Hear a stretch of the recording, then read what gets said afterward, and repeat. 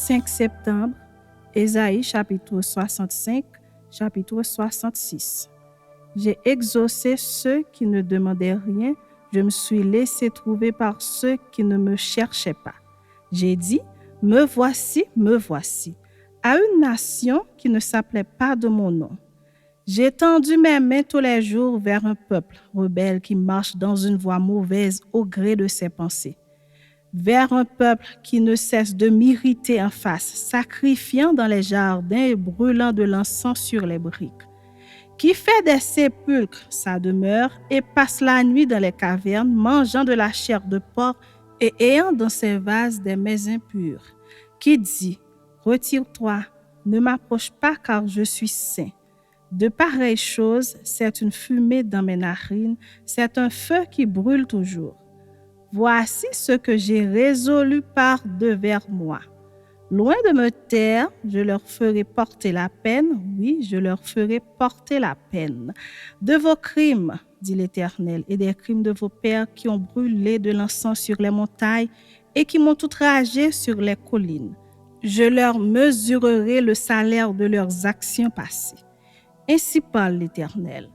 Quand il se trouve du jus dans une grappe, on dit, ne la détruis pas car il y a là une bénédiction. J'agirai de même pour l'amour de mes serviteurs afin de ne pas tout détruire. Je ferai sortir de Jacob une postérité et de Juda un héritier de mes montagnes. Mes élus posséderont le pays et mes serviteurs y habiteront. Le Saron servira de pâturage au menu bétail et la vallée d'Accor servira de gîte au gros bétail pour mon peuple qui m'aura cherché. Mais vous qui abandonnez l'Éternel, qui oubliez ma montagne sainte, qui dressez une table pour garder, remplissez une coupe pour Méni, je vous destine au glaive et vous fléchirez tout le genou pour être égorgé. Car j'ai appelé et vous n'avez point répondu, j'ai parlé et vous n'avez point écouté. Mais vous avez fait ce qui est mal à mes yeux et vous avez choisi ce qui me déplaît. C'est pourquoi ainsi parle le Seigneur l'Éternel. Voici mes serviteurs mangeront et vous aurez faim. Voici mes serviteurs boiront et vous aurez soif. Voici mes serviteurs se réjouiront et vous serez confondus. Voici mes serviteurs chanteront dans la joie de leur cœur. Mais vous crierez dans la douleur de votre âme. Et vous lamenterez dans l'abattement de votre esprit. Vous laisserez votre nom en imprécation à mes élus. Le Seigneur, l'Éternel, vous fera mourir et il donnera à ses serviteurs un autre nom. Celui qui voudra être béni dans le pays voudra l'être par le Dieu de vérité, et celui qui jurera dans le pays jurera par le Dieu de vérité. Car les anciennes souffrances seront oubliées, elles seront cachées à mes yeux. Car je vais créer de nouveaux cieux et une nouvelle terre. On ne se rappellera plus les choses passées, elles ne reviendront plus à l'esprit. Réjouissez-vous plutôt et soyez à toujours dans l'allégresse à cause de ce que je vais créer. Car je vais créer Jérusalem pour l'allégresse et son peuple pour la joie. Je ferai de Jérusalem mon allégresse et de mon peuple ma joie. On n'y entendra plus le bruit des pleurs et le bruit des cris. Il n'y aura plus ni enfants ni vieillards qui n'accomplissent leur jour. Car celui qui mourra à 100 ans sera jeune, et le pécheur âgé de 100 ans sera maudit. Ils bâtiront des maisons et les habiteront, ils planteront des vignes et en mangeront le fruit. Ils ne bâtiront pas des maisons pour qu'un autre les habite, ils ne planteront pas des vignes pour qu'un autre en mange le fruit. Car les jours de mon peuple seront comme les jours des arbres, et mes élus jouiront de l'œuvre de leurs mains. Ils ne travailleront pas en vain, et ils n'auront pas des enfants pour les voir périr. Car ils formeront une race bénie de l'Éternel, et leurs enfants seront avec eux. Avant qu'ils m'invoquent, je répondrai. Avant qu'ils aient cessé de parler, j'exaucerai. Le loup et l'agneau paîtront ensemble, le lion comme le bœuf mangera de la paille, et le serpent aura la poussière pour nourriture. Il ne se fera ni tort ni dommage sur toute ma montagne sainte, dit l'Éternel. Chapitre 66. Ainsi parle l'Éternel. Le ciel est mon trône et la terre mon marchepied. Quelle maison pourriez-vous me bâtir et quel lieu me donneriez-vous pour demeure? toutes ces choses, ma main les a faites et toutes ont reçu l'existence, dit l'Éternel. Voici sur qui je porterai mes regards, sur celui qui souffre et qui a l'esprit abattu, sur celui qui craint ma parole.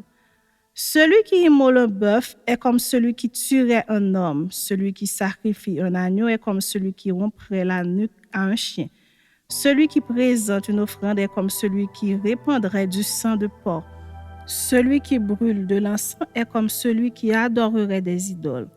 Tous ceux-là se complaisent dans leur voix et leur âme trouve du plaisir dans leurs abominations. Moi aussi, je me complairai dans leur infortune et je ferai venir sur eux ce qui cause leur effroi parce que j'ai appelé et qu'ils n'ont point répondu, parce que j'ai parlé et qu'ils n'ont point écouté. Mais ils ont fait ce qui est mal à mes yeux et ils ont choisi ce qui me déplaît. Écoutez la parole de l'Éternel, vous qui craignez sa parole. Voici ce que disent vos frères qui vous haïssent et vous repoussent à cause de mon nom. Que l'Éternel montre sa gloire et que nous voyions votre joie. Mais ils seront confondus. Une voix éclatante sort de la ville, une voix sort du temple. C'est la voix de l'Éternel qui paie à ses ennemis leur salaire. Avant d'éprouver les douleurs, elle a enfanté.